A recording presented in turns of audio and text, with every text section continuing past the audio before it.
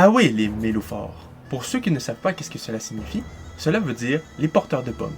Et donc oui, nous allons parler de pommes, et donc d'ailleurs voici une image de pomme. Ma préférée étant la Macintosh, et vous? Dites-moi-le dans les commentaires. Non plus sérieusement, quel est le rapport entre une pomme et les immortels perses? Eh bien, je vous explique cela plus tard.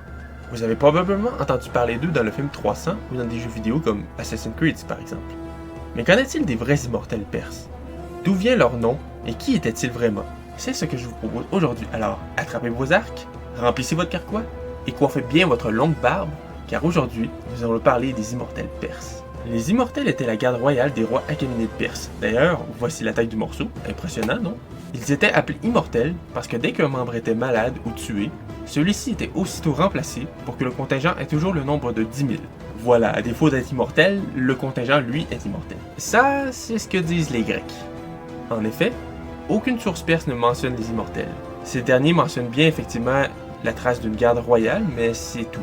Logique après tout, chaque gouvernement a besoin de garde du corps. En ce qui concerne le nom immortel, peut-être qu'Hérodote, le premier à mentionner les immortels, aurait confondu dans le vieux perse le mot Anousia, et je suis désolé de la prononciation, mais je ne parle pas du tout le vieux perse, donc je disais, il aurait confondu le mot Anousia, qui veut dire compagnon, et Anaousa, qui veut dire immortel. Quoi qu'il en soit, les Grecs mentionnent que les immortels auraient participé aux guerres médiques, guerre qui, je le rappelle, se voit affronter une alliance de cités-États grecs libres contre l'Empire perse, mais après les guerres médiques, on perd leurs traces. On ne fait même pas référence aux immortels pendant la conquête d'Alexandre le Grand.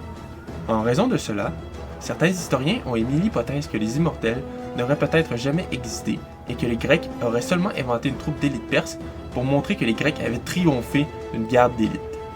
Oui, parce que si moi je dis que j'ai affronté Mike Tyson, c'est plus impressionnant que si je dis que j'ai tabassé un bébé d'or. Mais il semblerait que sous l'Empire sassanide, un nouvel empire perse qui apparaîtra plusieurs siècles plus tard et que se voulait le continuateur des Achéménides, les immortels auraient réapparu, cette fois-ci en tant que cavalerie lourde portant le nom de Zaédan.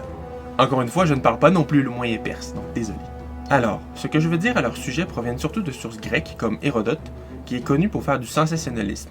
Donc, les informations sont à prendre avec précaution. Peu de choses sont connues à leur sujet, donc je vais vous résumer ce qu'on en sait jusqu'à maintenant, basé sur des travaux d'historiens que j'ai pu lire. Comme dit plus tôt, ils sont 10 000, et ont pour tâche de garder et d'accompagner le grand roi de Perse, que ce soit chez lui ou pendant ses campagnes. Ils sont équipés de superbes tuniques, ainsi que d'une cuirasse, soit en lin ou en fer, dont l'aspect a une apparence d'écaille de poisson. Comme couvre-chef, ils ont le plus souvent un bonnet en feutre, mais il arrive parfois qu'ils portent des casques. En ce qui concerne les armes, ils possèdent une lance courte avec un bout arrondi qui ressemble vaguement à une pomme en argent. Seuls 1000 d'entre les 10 000 ont un bout en or. Et c'est à cause de ce bout qu'on les appelle les mélophores, donc porteurs de pommes. Ils ont aussi un grand bouclier rectangulaire, fait en lin ou en bois, mais peuvent aussi avoir un bouclier plus léger et mobile dans le style béotien. Ils portent une petite épée ou une hache nommée sagaris, un poignard, quelques javelots, et bien que les immortels soient de redoutables guerriers au corps à corps, ce sont avant tout des archers. L'armée perse est après tout composée de 3/4 d'archers, et l'arc est une arme prestigieuse chez ce peuple. Presque tout le monde dans la société apprend à la manier. Les porteurs de pommes, oui, ça sonne plus drôle comme ça, ont donc un arc composite ainsi qu'un carquois avec 30 flèches. Donc voici le portrait global d'un immortel perse. Voyez-vous cette fresque célèbre? Les historiens pensent que cela représente des immortels, mais je voudrais ajouter que rien ne les confirme, donc attention. Les hommes qui composaient les mélophores étaient souvent des nobles, qui suivaient un entraînement rigoureux dès l'enfance. Permettez-moi de vous résumer ce qu'a écrit un historien nommé Chrysanthos à ce propos. Dès l'âge de 5 ans, les nobles choisis étaient entraînés à manier l'arc, à lancer le javelot et à monter à cheval. Ils étaient entraînés à supporter le froid, la chaleur et la pluie, et à marcher par tous les temps. Leur nourriture était abondante et on leur apprenait à vivre de la terre si nécessaire.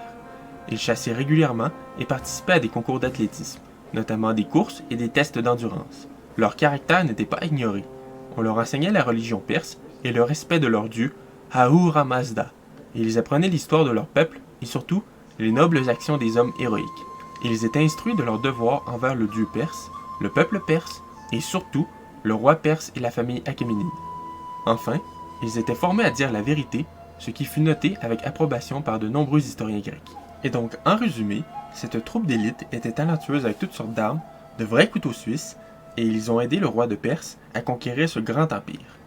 Mais pourquoi ils ont échoué lamentablement contre les Grecs?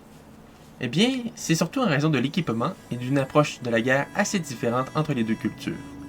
La plupart des combattants grecs, lors des guerres médiques, sont des hoplites, des guerriers lourdement armés et protégés. Ils ont un casque en bronze qui protège tout le devant, ce que les immortels n'ont pas. Et ils ont une armure de lin ou de bronze qui est de meilleure qualité que les Perses, et leur bouclier est renforcé à la surface de bronze, alors que le bouclier des Perses est seulement fait de bois ou de lin. En mêlée, la lance des Grecs peut donc percer le bouclier des Perses et atteindre toutes ces zones qui est vulnérable. Voyez la zone en rouge.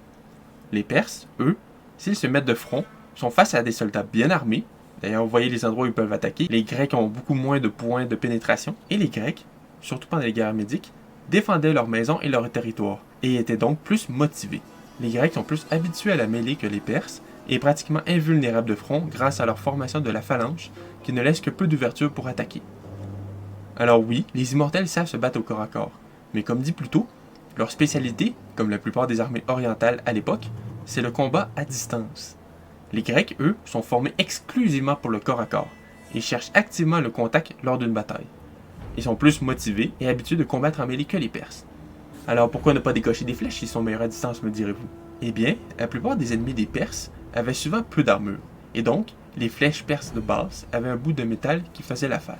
Mais contre des hoplites grecs, c'est d'une autre manche, qui avait, pour l'époque, une des meilleures armures.